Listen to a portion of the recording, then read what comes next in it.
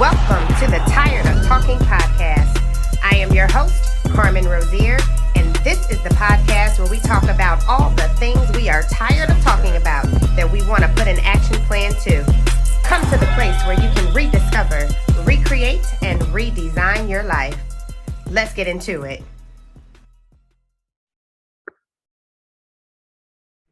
Hello, good people. Welcome to episode 5 of the Tired of Talking podcast. I'm your host, Carmen Rozier, and today we're going to talk about that powerful word that we often hear, which is forgiveness. And this time is not forgiveness of others. It is going to be forgiveness of self. Have you ever, in retrospect, looked at a decision that you made? In this case, we're talking about a relationship choice. In my case, it was my marriage. Have you looked back and assessed that situation and become so upset or infuriated with yourself that things did not turn out quite the way that you wanted them to?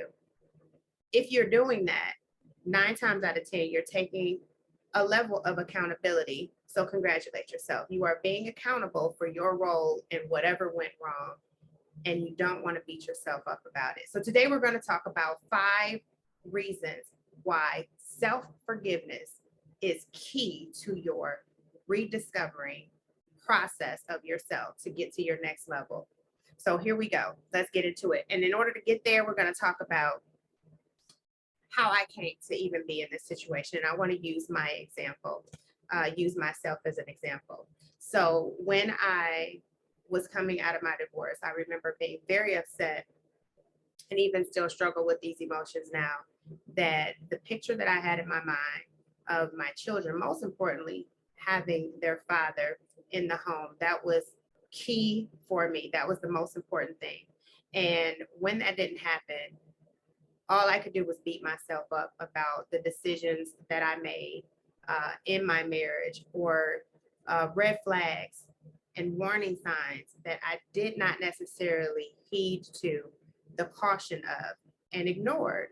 And inevitably, it landed my children without their dad in the home and me divorced. And I take a lot of responsibility for that. I was very upset with myself for a very long time. And what I started to notice is that I spent more time being upset with myself and how things didn't work out, and the shoulda, coulda, wouldas, and missing out on key moments that were happening in my life.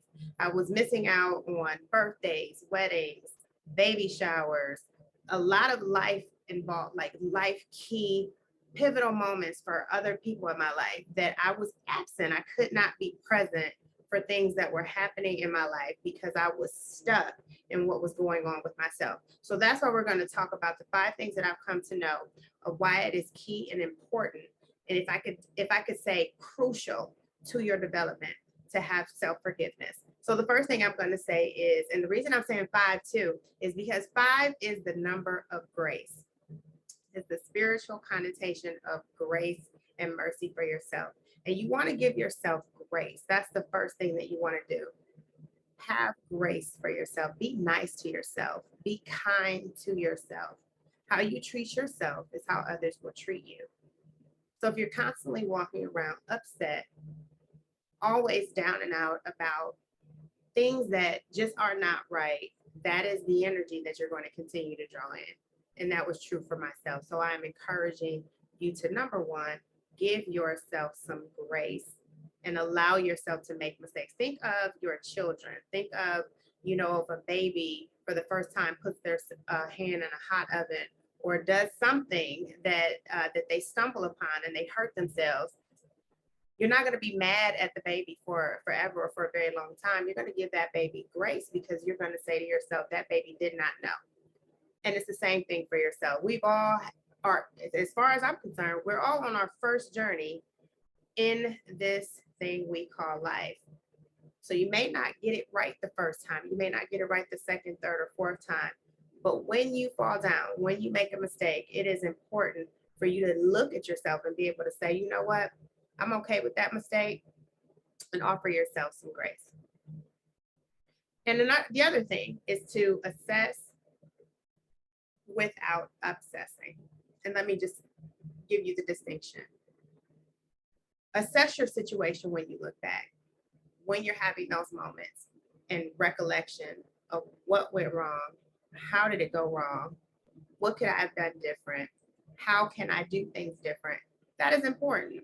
It's like hitting replay on film and just, checking yourself out and saying, what could I have done differently? That is okay to assess the situation, but be careful when assessing becomes obsessing.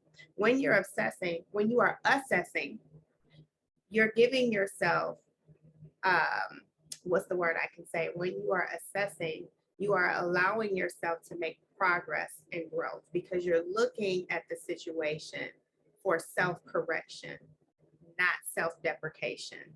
Okay. You're looking to encourage yourself, to better yourself, not to beat yourself up. When you are obsessing, and that is what I found myself doing. When you are obsessing, you are constantly replaying over and over and over a reel in your mind of something that happened already that you can't do anything about. And that is the danger zone. That is very dangerous because when you're doing that, it is impossible for you to move forward.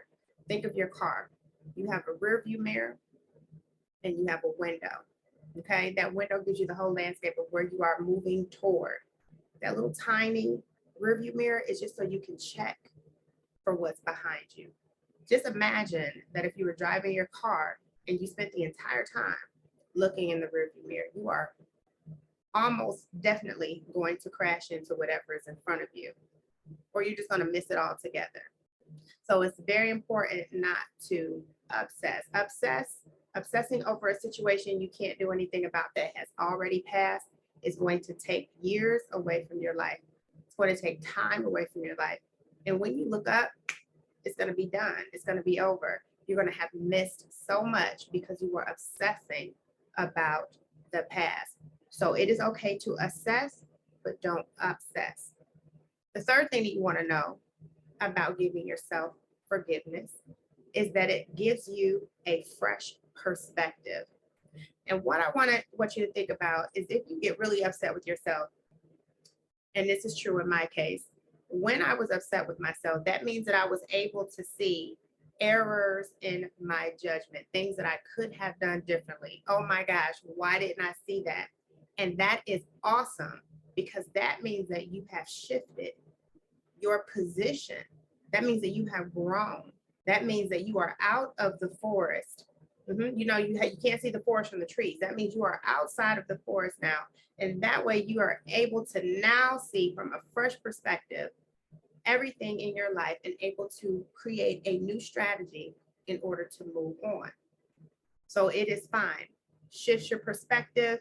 And we all know that stress kills. Anxiety is not helpful for your health. And I'm all things health. So the fourth thing that you want to know is that self-forgiveness lowers your anxiety and it definitely improve your health. And why do I say that? When you are constantly in that low frequency vibration of being upset with yourself, you are stopping your own progress. You are attracting negative emotions to yourself.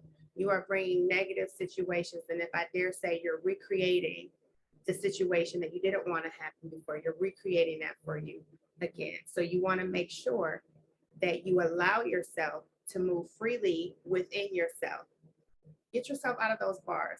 When you walk in forgiveness, you are literally liberating yourself and giving yourself permission to then move forward and be okay with making another mistake and just dusting yourself out and not making the same mistake.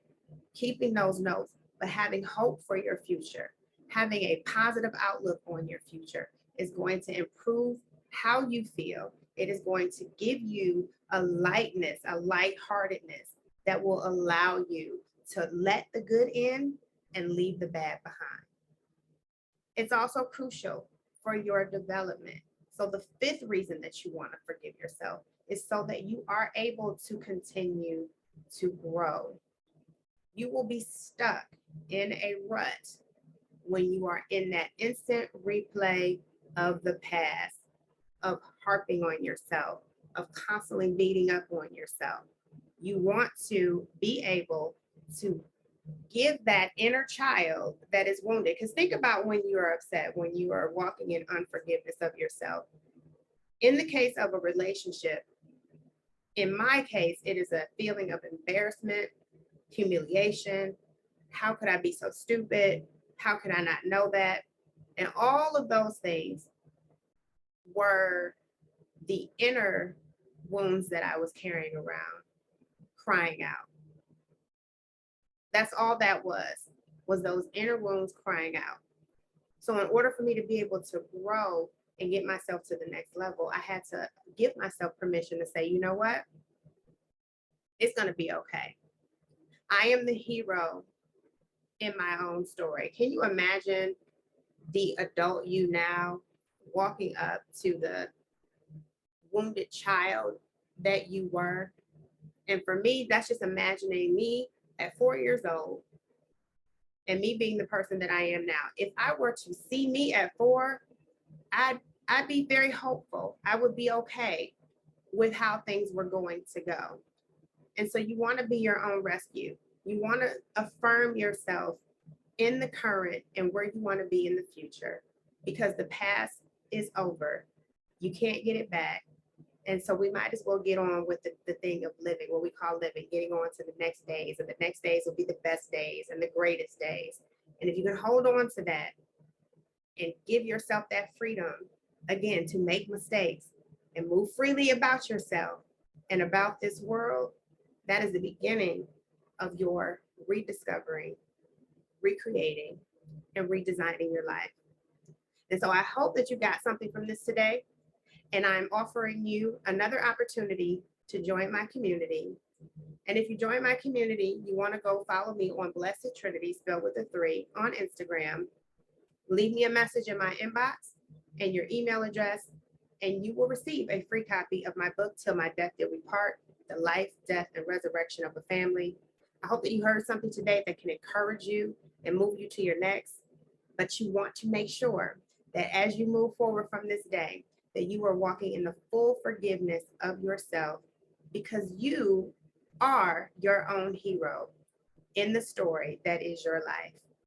I'm signing off for now, but I do look forward to seeing you guys next week on the Tired of Talking podcast. And again, I am your host, Carmen Rozier. See you soon and be blessed.